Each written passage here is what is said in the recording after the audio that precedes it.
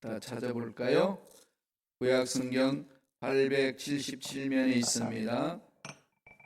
시편 103편 1절에서 5절까지 말씀, 우리 다 같이 천천히 한 목소리로 우리 합독하시겠습니다. 내 영혼아 야훼를 송축하라. 내 속에 있는 것들아 다 그의 거룩한 이름을 송축하라. 내 영혼아 야훼를 송축하며 그의 모든 은택을 잊지 말지어다. 그가 내 모든 죄악을 사하시며 내 모든 병을 고치시며 내 생명을 파멸에서 속량하시고 인자와 긍휼로 관을 씌우시며 좋은 것으로 내 소원을 만족하게 하사 내 청춘을 독수리같이 새롭게 하시는도다. 아멘. 이 말씀으로 잊지 말아야 할 감사, 잊지 말아야 할 감사라는 제목으로 우리 2019년도 마지막 보내는 이 금요 찬양 예배에 은혜의 말씀을 전하겠습니다. 성경 가운데 감사라는 단어가 몇 구절이나 나올 것 같아요. 창세기부터 요한계시록까지 성경의 단어가 나오는데 감사, 성경 구절이 몇 개나 될까요? 177개. 177개나 기록되어 있습니다. 뭘 말씀하는 건가요? 감사가 중요하다는 거죠. 감사가 그만큼 중요하다라는 겁니다. 근데 우리 민족은 원래 이 고난을 많이 겪었던 민족이기 때문에 감사라는 말 자체를 많이 잊어버린 것 같아요. 그래서 우리가 하고 있는 것이 감사합니다, 고맙습니다, 요 단어로 그냥 다 끝나잖아요. 오히려 그 말보다도 우리는 불평하고 짜증내고 주로 쓰는 용어들이 뭐죠? 잘 아시는 용어? 죽겠다. 이런 게 참 많죠. 그죠? 죽겠다. 성경에는 감사라는 말을 많이 강조를 합니다. 디모데 후서 3장의 말씀을 받아요. 사도 바울로부터. 거기 1절 2절에 보면은 사도 바울이 디모데에게 에베소 교회에 목회하는 디모데에게 이런 편지를 합니다. 내가 이것을 알라. 말세에 고통하는 때가 이르리니 사람들은 자기를 사랑하며 돈을 사랑하며 자긍하며 교만하며 해방하며 부모를 거역하며 감사치 아니하며 거룩하지 아니하며 말세 때 일어나는 현상을 이야기를 하면서 감사치 않는다. 감사 없어진다는 거죠. 하나님 앞에 우리가 뭘 달라고는 참 많이 하는데 하나님 감사합니다 이런 말은 좀 많이 이렇게 하지 못하는 그런 것들이 정말 많이 있습니다. 망각하죠. 감사를 많이 망각하는 게 있습니다.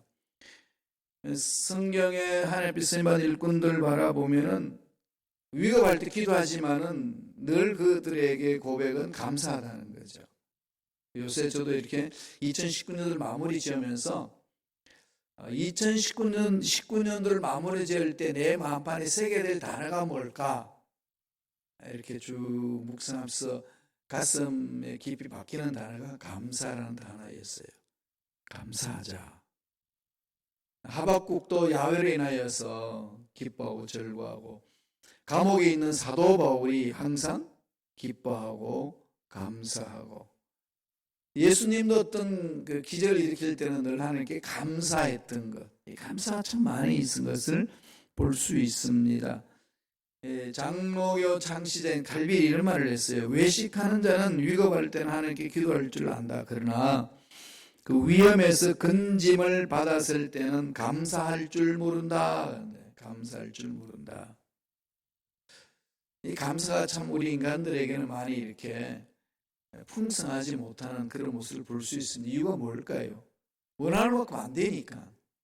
그죠? 원하는 만큼 풍족하지도 않고 내 계획들이 이루어지지 않는 모습 볼 때에 감사보다는 짜증하고 불평하고 차라리 죽는 게 낫겠다 이런 말들을 참 마음속에서 생각하고 말들을 많이 외치기 때문에 그렇지 않겠습니까? 감사를 많이 잃어버린다는 거죠. 오늘 본문 다윗이 읊조린 이 시편 103편에는요 자신이 체험한 하나님에 대해서 감격해 합니다. 다윗의 삶을 보면은 고난의 역사가 많았던 거죠. 왕으로서 이 지명 받을 상황이 주어지면서부터 사울로부터 끊임없이 시기를 당하지 않습니까? 그러니까 다윗은 왕위로 설 때까지 고통은 이루 말할 수 없습니다. 그리고 남북 통일을 시키고 나서도 자녀들이 반란도 일어나고 여러 가지 어려움들이 참 많았죠. 그러니까 다윗은 고난의 연속이었어요. 그러나 고난의 연속을 통해서 하나님을 만나게 되는 거죠. 목마른 사슴이 시냇물을 찾듯이. 그러니까 고난이 있으면 있을수록 더 고난 속에서 하나님에 매달리게 되는 거죠. 더 부르짖게 되고 더 하나님 앞에 나아가는 겁니다. 바울이 그랬잖아요. 내가 나 된 것은 하나님의 은혜로다. 하나님의 은혜는 없이는 아무도 아니라는 거죠. 우리들 다 가지고 있어도 부족함이 없어도 감사가 없다면 늘 거기는 완성된 삶이 아니라는 겁니다. 성경은 늘 그걸 강조하거든요. 감사라. 그래서 다윗이 지난달 돌아보면서 어떻게 읊조렸는지 한번 볼까요? 우리 자막을 통해서 시편 103편 2절의 말씀을 다 같이 우리 한 목소리 전체 읽겠습니다. 다 같이 읽습니다. 시작. 내 영혼아 그의 모든 은택을 잊지 말지어다. 그의 모든 은택을 잊지 말지어다. 자꾸 잊어먹으니까 이걸 강조하는 거 아니겠어요? 그죠? 잊어먹는다는 거죠. 은택을 잊지 말라. 그래서 잊지 말아야 될 이유를 오늘 세 가지로 우리에게 얘기를 합니다. 무엇을 잊지 말아야 될까? 우리 신앙생활에서 구체적으로 잊지 말아야 될 감사. 그리고 2019년도를 마무리 지으면서 잊지 말아야 될 감사. 그게 오늘 다윗이 읊조리고 있는 말씀입니다. 첫째로 다윗은 이 사죄의 은총, 내가 죄 씻음을 받았다는 네 은혜, 감격할 수 없다는 거죠. 감격할 수밖에 없다는 겁니다. 감격하지 않고서는 있을 수 없다는 거죠. 지은 죄가 완전히 주님 앞에서 깨끗하게 치유됐고 회복됐다는 것을 생각하면 감사하다는 거죠. 오늘 3절이 이렇게 이야기를 합니다. 시편 103편 3절입니다. 다 같이 읽어볼까요? 그가 내 모든 죄악을 사하시며 내 모든 병을 고치시며 모든 죄악을 사하시며 해결할 수 없던 죄의 문제 깨끗이 청산해 주셨다는 거죠. 모든 죄악을 사했다. 죄는 우리를 죽이는 거잖아요. 죄는 천국으로 가지 못하게 하는 것 아니겠습니까? 죄는 사람을 불안하게 만들고 두려움에 빠지게 되고 죄책감에 눌리는 거죠. 그 죄의 결과는 무시무시하잖아요. 정말로 마음의 평안을 얻지 못하는 상황입니다. 그리고 죄를 지으면 천국 가는 게 아니고 지옥에 간다는 거죠. 예수님은 이 지옥의 문제에 대해서 죄가 얼마나 큰 결과를 초래하는지에 대해서 아주 강력하게 메시지를 전한 적이 있습니다. 마가복음 9장 47절 49절에 보면 이런 말씀을 제가 읽어드릴게요. 만일 내 눈이 너를 범죄케 하거든 빼어버리라. 한 눈으로 하나님 나라에 들어가는 것이 두 눈을 가지고 지옥에 던지는 것보다 나으니라. 그에는 구더기도 죽지 않고 불도 꺼지지 아니하느니라. 사람마다 불로서 소금치듯 함을 받으리라. 차라리 눈을 하나 뺐으라도 천국 가는 게 낫지. 멀쩡하게 두 눈 가지고 지옥 가는 것보다는 훨씬 낫다는 겁니다. 그건 죄의 결과가 얼마나 비참한지를 설명하고 있는 거죠. 어마어마한 그 죄의 결과를 이야기합니다. 예수님은 십자가에 못 박혀 돌아가심으로 우리 죄를 다 청산해 주셨고 그 결과 우리는 천국을 소유하고 있잖아요. 근데 이 천국을 소유했다는 것만 마음판에 새기면 내 마음속에서 뭐가 외쳐질까요? 기쁨이죠. 기쁨입니다. 예수님이 오신 것은 예수님이 오심으로 우리 마음속에 자리 잡는 것은 기쁨이잖아요. 기뻐하라. 기뻐하라. 평안하라. 늘 그것을 말합니다. 이것을 체험한 사도 바울이 데살로니가전서 5장 16절 18절 잘하는 말씀이죠. 외치는 거죠. 항상 기뻐하라. 시임을 기다려 범사에 감사하라. 예수 그리스도 안에 들어가게 되면은 감사가 넘쳐난다는 거죠. 그래서 2019년도 한번 돌아봤으면 좋겠어요. 감사할 일이 많잖아요. 그죠? 여기까지 이끌어 주신 하나님. 이건 생각하면 너무 감사하죠. 무엇보다도 오늘 다윗이 고백한 것처럼 죄 씻음 받았다. 죄에서 이제 놓여놨다. 어떤 죄악이 있단다 할지라도 깨끗하게 청산해 주셨다. 이건 감격해 하는 겁니다. 내가 죄 씻음을 받아서 구원받았다는 사실, 그래서 하나님의 백성이 됐다는 사실, 천국에 반전에 들어갈 수 있다는 사실, 지금 죽어도 천국 갈 수 있다는 확신, 이건 죄 씻음 받은 자만이 체험할 수 있는 거거든요. 스스로 한번 물어보세요. 나는 지금 죽으면 천국 갈 수 있느냐? 많은 분들이 그러더라고요. 목사님 죽어봐야 알죠. 죽어봐야 아는데 사실 그렇지 않아요. 죽어봐야 천국인지 지옥인지 아는데, 그러나 살아있는 동안에 우리는 천국 간다 못 간다를 정확하게 우리는 확인할 수 있습니다.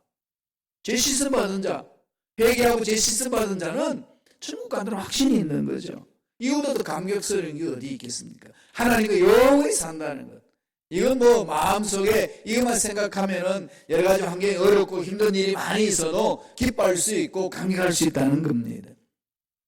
이 부분을 잊지 말아야 돼요. 신앙생활 여기서 출발하거든요. 죄 씻음 받았다. 그러므로 나는 예수님 때문에 천국 가고 예수님 때문에 행복합니다. 나는 예수님 때문에 기뻐할 수 있습니다. 환경은 기뻐할 수 없고 상황은 기뻐할 수 없고 내 위치는 이 상황 속에서는 행복할 수 없다고 고백할 수밖에 없겠지만은 나는 예수 때문에 기쁨을 누릴 수 있고 예수님 때문에 행복합니다. 이게 이제 우리가 고백할 수 있는 전부잖아요. 그래서 이제 늘 외치는 거죠. 예수님 때문에 행복합니다. 아까도 말씀드렸듯이 하박국이 그랬듯이 하박국 선지자는 야훼를 인하여 즐거워하리라. 야훼를 인하여 기뻐하리라. 살다가 보면은 이런 일 저런 일 많잖아요. 그죠? 그런 속에서 우리가 기뻐할 수 있는 예수님 때문인데 그 예수님 뭘 해주셨다고요? 죄 씻음을 주셨다. 죄에서 다 벗어나게 하셨다.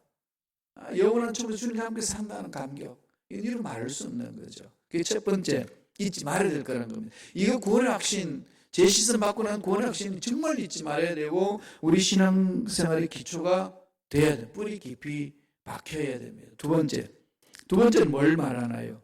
하나님이 지켜주심에 대해서. 지켜주셨다. 하나님 우리를 여기까지 올 수 있도록 지켜주셨다. 이거잖아요. 보살펴 주시고 지켜주시는 것. 여기에 대해서 감사한 거죠. 다윗은 이렇게 고백해요. 한번 보실래요? 시편 103편 3절 4절은 전체를 한 목소리 읽겠습니다. 그가 내 모든 죄악을 사하시며 내 모든 병을 고치시며 내 생명을 파멸해서 속량하시고 인자와 긍휼로 관을 씌우시며 죄악을 씻어주셨을 뿐만 아니라 병을 고치시고 보살펴 주신 거죠. 마음의 병도 고쳐주시고 육체의 병도 고쳐주시고 생활의 병도 고쳐주시고 그래서 생명의 위협에서도 건져주신 하나님의 은혜. 2019년도 돌아보니까 그렇지 않나요? 좀 아찔했는데 그런 정말로 낙심할 수밖에 없는 상황이 있는데 그 속에서 하나님이 건져주셨습니다. 조용하게 하면 묵상해 보면 감사가 나온다는 거죠. 하나님 보살펴 주셨으니까. 가정을 지켜주셨고 자녀를 지켜주셨고 특별히 순금식하기에 여기까지 오게 하셨고, 그죠? 이 은혜 속이 아니겠습니까? 은혜 속에 있는 거 아니겠습니까? 감격입니다. 운전하는 동안 지켜주신 것. 옆에 와가지고 저 봐보면 어떡할 거예요? 길 걷는 동안에 미친 차가 와가지고 나를 뒤덮어보면 어떡합니까? 그거 지켜주신 것. 우리 자녀들 지켜주시고 공부할 수 있고 직장생활 할 수도 이끌어주신 것. 이 모든 이 삶에 있어서 간섭하여 주시고 다스려 주신 은혜 생각하면 생각할수록 감격하는 거죠. 1928년도 꽤 오래됐죠. 뉴욕 브루클린에 플리마우스라는 교회가 있는데 그 교회에 있었던 이야기예요. 그 예배 끝날 쯤에 한 할머니가 손을 듭니다. 목사님, 죄송하지만 마지막으로 부탁하는데 제가 간증할 수 있도록 허락해 주세요. 그렇게 했어요. 근데 모습이 너무 간절하고, 정말 그 눈빛이 그냥 그 하나님의 사랑하는 그 눈빛을 이렇게 호소를 하니까 목사님이 감동을 받아서 그렇게 허락을 해 주었어요. 그럴 때는 이 할머니가 나와서 조심스럽게 말을 시작합니다. 첫 마디가 저는 노예였습니다. 68년 전에, 그러니까 1928년에 68년 전이면 1860년이죠. 1860년 9월 19일 날 그날 주일이었는데 교회 마당들, 우리 주차장 있는 넓은 것들에서 노예 시장이 열렸고 우리 가족은 다 노예로 팔려가게 되었습니다. 경매가 시작되는데 제일 먼저 아버지가 딴 곳으로 팔려가게 되었고 헤어져야 되니까 이루 말할 수 없는 고통 속에 있었다는 것은 가림없는 눈물을 흘리고 있었다는 겁니다. 그러면서 어린 그 할머니는 어렸으니까 어디로 가야 되나, 어떤 집으로 팔려가게 되나, 운명을 생각하니까 뭐 떨릴 수밖에 없고 고통스럽다는 거죠. 그때에 예배를 마치고 교회에서 나오던 그 목사님, 그 당시 담임 목사님이 800불을 지불하고 자기를 사줬다는 거예요. 그래서 그 상황을 다 듣고 보니까 그 목사님이 그러시다고 그래요. 우리가 다 구할 수는 없지만은 우리가 오늘 헌금을 해서 노예 한 사람이라도 우리가 살려냅시다. 노예 한 사람이라도 자유를 줍시다. 그래서 헌금한 돈을 가지고 800불, 그 당시 800불로 그 노예를 사줘서 자유인이 됐다는 겁니다. 그 은혜를 체험하고 나서는 그 할머니가 68년 동안에 그 교회를 지켰다는 거예요. 68년 동안. 너무 은혜가 감격스럽다는 거예요. 자기 노예를 팔려가야 되는데 자기를 건져주신 그 은혜 잊을 수가 없다는 겁니다. 그래서 68년 동안 교회를 출석하면서 교회를 기도하고 헌신했습니다. 800불을 주고 살려주신 것에서 너무 감격스러운 그 할머니. 우리는 어떤가요? 죄로 인해서 영원히 죽어야 되는 건데 하나님 살려주셨을 뿐만 아니라 보호해 주시고 지켜주시고 이끌어 주시고 여기까지 오게 하신 그 하나님. 물론 우리가 계획대로 뜻대로 안 되어서 답답한 것도 있고 막 짜증스러운 것도 있고 왜 내 인생이 이것밖에 안 될까 돌아보면은 아예 불만하고 허탈한 그런 것을 볼 수 있겠지만은 여기까지 이렇게 이끌어 주신 하나님 은혜 감사하지 않을 수가 없다는 거죠. 한 사람의 그 랍비가 여행 중에 텐트를 치고 잠을 잤어요. 이 나귀를 이렇게 짐 싣고 그다음에 거기에다가 닭도, 요란 닭은 물면서 이제 시계 노릇하니까 그 닭도 싣고 이렇게 여행을 하는데 가다가 밤이 되니까 거기 이제 텐트를 쳐놓고 잠을 잡니다. 그 잠을 자는데 밤에 막 잠자다 보니까 사자 소리가 막 울음소리가 들리더니 나가 보니까 타고 다녔던 나귀를 물고 가버렸어요. 얼마나 이게 어렵겠어. 이거 어떡하나. 그래가지고 이제 이렇게 이불 덮어쓰고 이렇게 괴로워하고 있는데 또 조금 보니까 닭이 꼬대하고 난리를 친데 보니까 이 시계 대신으로 사용했던 그 닭을 늑대가 와서 물고 가버려. 그걸로 끝난 게 아니에요. 바람이 그냥 세차게 불면서 막 기름이 엎어지는 등불이 다 꺼져버렸습니다. 그래서 너무 그냥 땅에 주저앉아가지고 통곡을 하는 거죠. 하나님, 어찌하여 나를 이렇게 얼음 속에 빠뜨리십니까? 막 그렇게 기도를 하고 이제 잠을 들고 아침에 일어나서 가보니까 바로 이 자기가 텐트 쳤던 그 앞에 동네가 있었어요. 100m 떨어져 있는데 동네가 있는데 그 동네에 이렇게 아침에 보니까 뭐 연기가 무릉 피어오르고 나르고 뭐 난리가 났습니다. 물어보니까 지난밤에 산적들이 동네에 내려와가지고 마을에 있는 모든 걸 다 탈취해가고 주민들이 그냥 엄청나게 죽었다는 거예요. 삭스러져 해버렸다는 겁니다. 거기 외부에서 있는 사람들만 살고 거기 있는 동네에 사람 다 죽었다는 거예요. 그래서 그 집에 그 살던 마을에 불을 질러놓고 갔다는 겁니다. 그때서 이제 이 랍비가 깨닫습니다. 만약에 나귀가 살았더라면, 만약에 닭이 살아가지고 울었더라면, 등불이 꺼지지 않고 켜져 있더라면 내 생명은 어떻게 됐을까? 그냥 이 강도들이 달려들어가지고 자기를 다 목숨까지 빼고 다 가져갔을 거라는 거지. 그 이전까지는 하나님 어찌하여 나를 여기까지 이끄십니까? 라고 막 하소연하고 막 이렇게 탄식하고 그랬지만은 그 모든 과정 속에서 하나님이 이끄시는 은혜가 얼마나 큰지 이걸 말할 수 없다는 거죠. 지켜주신 은혜, 우리 상상을 초월해서 하나님 지켜주신 은혜. 지금 현실의 어려움이 있고 힘든 부분이 있어도 다른 뜻이 있는 거 아니겠어요? 그러면 이럴 때 어떻게 하겠어요? 하나님을 바라보고 여기까지 지켜주신 하나님 앞날에 더 좋은 것들로 채워주실 줄로 믿습니다. 가는 거죠. 예.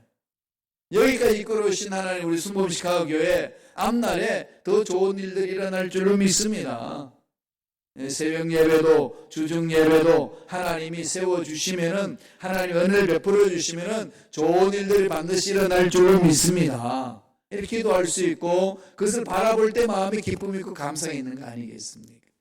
다윗이 지금 지난 삶을 돌아보니까 정말로 그냥 뭐 파란만장했잖아요. 여기까지 올 수 있는 하나님의 은혜였구나, 지켜주신 은혜가 있었구나, 감격하는 거죠.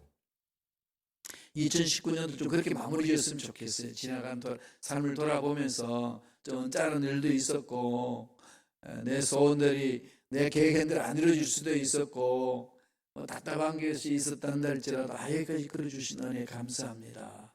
그래서 감사할 수 있는 것들을 한 번 더 2019년을 보내면서 쭉 나열해 봤으면 좋겠어요.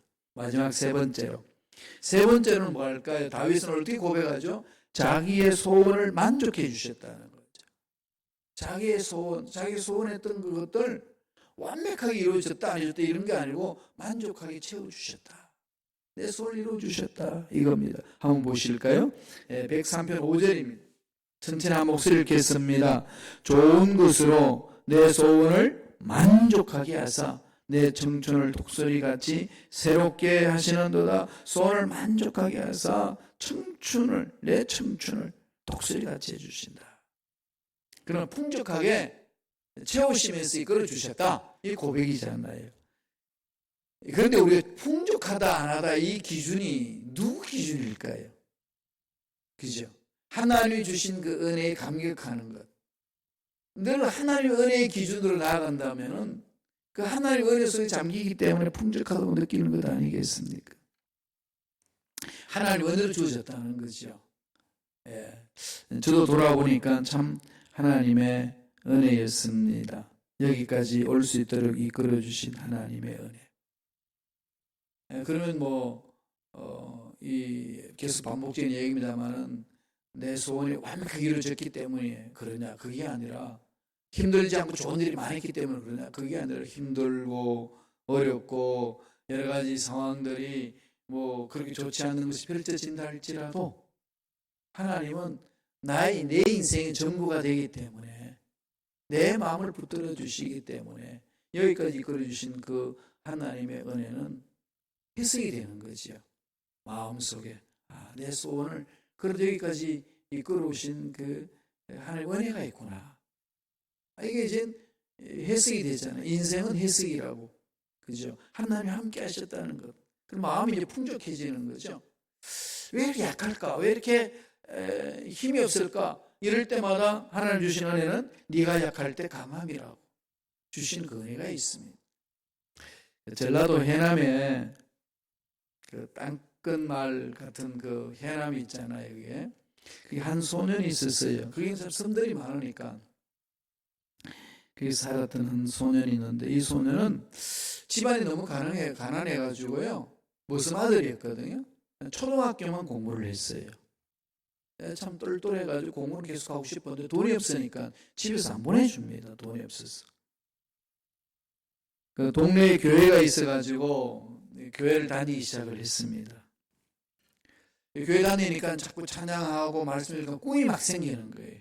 지금 나는 힘이 없어도, 우리 집은 가난해도 내가 공부는 해야 되겠다. 중학교는 꼭 가야 되겠다. 그렇게 해가지고 하나님 앞에 기도를 했습니다. 기도했는데 아이디어가 떠올랐어요. 하나님께 편지를 보내자. 기도하면서요, 하나님께 편지를 썼어요. 하나님, 저는 머슴의 아들로 초등학교만 나왔습니다. 중학교 가고 싶습니다. 그런데 집이 너무 가난해서 중학교 갈 수가 없습니다. 계속 공부하고 싶어요. 도와주세요. 편지를 쓰고 나서요, 편지 겉 봉투에다가 하나님 전상서, 주소는 없습니다. 하나님 전상서. 그러고 나서 우체통에 넣었어요. 우체통에 들어가는 편지 우체부 아저씨가 봤습니다. 그런데 그 우체부 아저씨가 보고 나서 주소가 없으니까, 하나님 주소가 없으니까 보낼 수가 없잖아요. 그래서 이 아저씨가 고민을 했습니다. 어디로 보내야 되나? 하나님하고 제일 가까운 사람이라고 생각한 교회에 찾아와가지고 목사님한테 전해줬어요. 하나님 은혜죠. 그 해남읍에 있는 등대원 교회인데, 이준묵, 그 당시 목사님 심하고 있었는데, 이준묵 목사님에게 배달이 실화예요. 배달을 했습니다. 그 이준묵 목사님이 편지를 읽고 나서 이루 말할 수 없는 감동이 있는 거죠. 그러나 그 소년이 하나님께 기도하면서 공부해야 되겠다고 꿈을 가지고 막 그 편지를 정성껏 썼던 그 하나님이 만지시는 거 아니겠어요? 우체부를 통해 가지고, 우체부가 그냥 그걸 보고 이런 게 뭐가 있냐 그럴 수도 있는데, 이중모 목사님이 전해주고 이중모 목사님이 읽어보니까 감동이 있습니다. 불렀어요, 그 소년을. 네가 교회에 소사 역할을 하고, 그 다음에 지금 고아원에 있는데 그 고아원에 거기에서 일을 도와주면서 거기서 먹고 다음에 야간 중학교를 가라. 이렇게 했어요. 먹고 자고 하면서 일 도와주고 중학교 공부를 했어요. 중학교 졸업할 때쯤 무슨 일이 있었냐면 월드비전에 이제 장학 제도가 있으니까 그 장학금으로 해가지고 고등학교도 다니고 다음에 대학을 들어가게 됐어요. 대학이 한국신학대학, 지금 한신대학교거든요. 그 당시에는 이제 한국신학대학교인데 거기 들어갔습니다. 그 공부하고 졸업하고 나서 열심히 공부하고 장학금 받고 스위스로 유학을 갔습니다. 바젤 대학에 유학을 갔거든요. 유학을 가가지고 공부하고 돌아와요. 조직신학 학위 박사학위를 받고 한국으로 돌아와서 한신대학교 교수가 됩니다. 그 사람이 누군가 하면은 한신대학교 총장 역임하셨던 오영석 박사예요. 오영석 박사가 간증하기를 그렇게 했다. 자기는 무슨 아들이었는데 초등학교 100도 못 나왔고 중학교 갈 수 있는 돈도 없고 속수무책인 속에 교회에 가서 기도하면서 꿈을 가진 것은 하나님께 구하면 된다. 그 편지를 썼다는 거죠.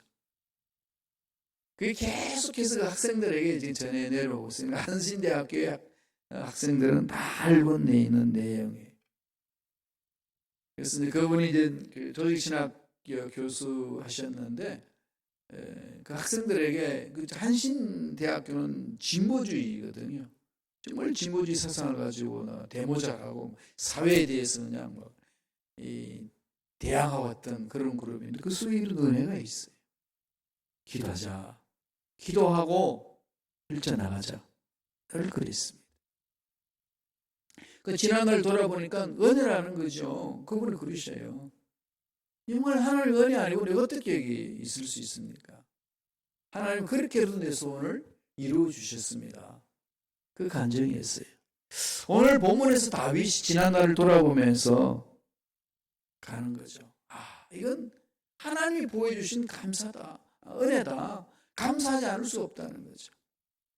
그래서 이제 감사해야 하고 찬양해야 될 이유에 대해서 말씀을 합니다. 또 하나 제가 간증거리를 찾아서 가져왔어요. 오늘은 좀 이 감사해야 될 2019년을 보내면서 감사해야 될 내용에 대해서 쭉 살피면서 제가 살핀 게 일본 사람이었어요. 2차 세계대전 후에 일본 와카야마 지방 출신의 해군 장교인데 이 가와가미 기이치라는 분이에요. 이 해군 장교가 귀국해서 2차 대전 패망하고 나서 일본으로 귀국하고 보니까 뭐 원폭 맞은 나라니까 뭐 말할 수 없잖아요. 그럼 목숨 바쳐서 했던 이 민족이 이렇게 망가지는 모습 보게 불만과 불평이 막 엄청나게 그 마음을 사로잡습니다. 한순간 쓰러져요. 쓰러지면서 전신이 마비가 됩니다. 꼼짝달싹할 수가 없게 됐어요. 그래서 병원에 가서 진찰을 했더니 치료의 길이 없다는 거죠. 그때에 정신치료사 후지다시라는 분을 만나요. 그러다 보니까 전쟁 후의 외상이라는 겁니다. 이 충격을 먹어가지고 마비가 된 현상이라는 거예요. 이런 상황 속에서 당신 할 수 있는 이런 요소가 없다는 겁니다.